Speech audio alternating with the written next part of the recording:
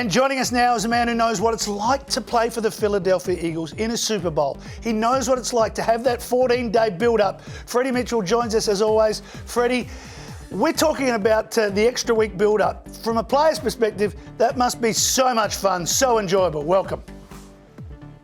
It really is. It really is. And one thing that you have to understand too, a lot of players are banged up. Their health is not to where it needs to be, and that extra week really gives them a time to really get healthy and put on their best effort. It's going to be great. I mean, I'm excited for it. One thing that happens is all the distractions, the family, everybody wants tickets and things like this. So there's pros and cons to the thing.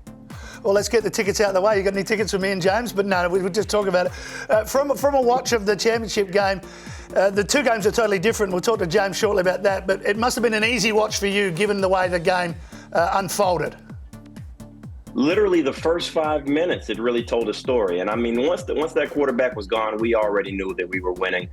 They were already jumping on the field goal post and drinking and just partying. It was a great time. I'm still recovering from it, guys. We partied our tail off. We did win the NFC East championship, so it's something to celebrate. It's a pretty good accomplishment.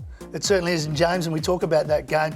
But both championship games were totally different in the end, weren't they? I mean, they both arrived at the Super Bowl through different avenues.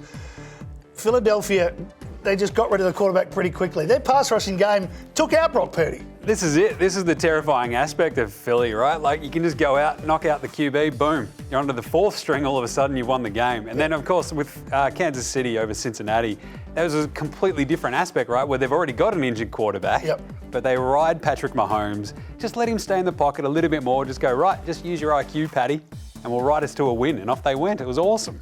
Your thoughts on Philly getting there fairly easy? There was an easy win over the Giants, and then things went right for them against the 49ers. Is that a good thing or a bad thing going into a big game? That's sort of the big question, right? Who have they played? I know that Freddie will be out there going, we've beaten who we had to beat, and off he goes. But at the same time, I think my vibe out of that was that it didn't really matter who they were playing. They're still the most well-rounded team out of the four that were remaining, and very clearly, like out of the two left, they look easily the most dangerous. We talk about that game, and the Philadelphia Eagles got through pretty easy, Freddie.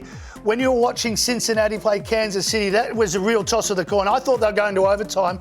Who did you think watching was going to be your opponent?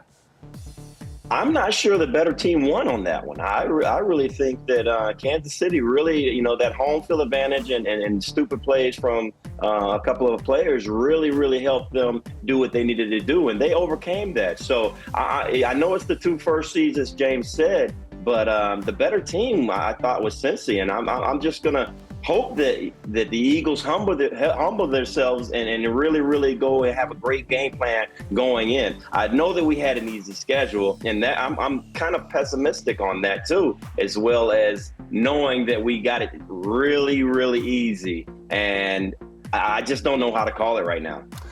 He makes a good point. I mean, I thought I was on the Bengals. I'm talking through my kick.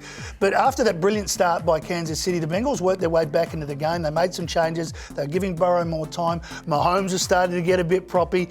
But somehow, through a brain fade of Osai, who was just so good, somehow Kansas City found a way to win, even though the Bengals had shut down Kelsey and the Bengals had control of the match. It's just what KC does, isn't That's it, right. buddy? It's just they somehow find a way to win. This is the Andy Reid coaching. This is just like keep your head on a swivel and don't make dumb mistakes like Joseph Osai did, unfortunately. But it still also came down to the return by Sky Moore, gave Patrick Mahomes enough sort of room to work with to have that final scramble before he gets the penalty at the end that sets him up for the winning field goal. But that's it. Like, intelligent teams win games.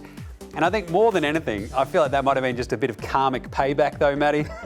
When you've got an entire city and a mayor talking trash about Burrowhead and Kansas City in general, guess what? Don't anger the football gods, because they'll come back and bite you.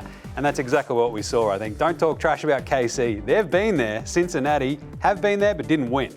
Here we go. Burrowhead, I thought it was a type of snake anyway, but 49ers, well, they can just forget it. They were just unlucky, and the Bengals will have to come back next. All right, we'll take a short break, and we'll take a look at each individual team overall. First up, the Eagles. The betting brand for sports fans. That's better. Gamble responsibly.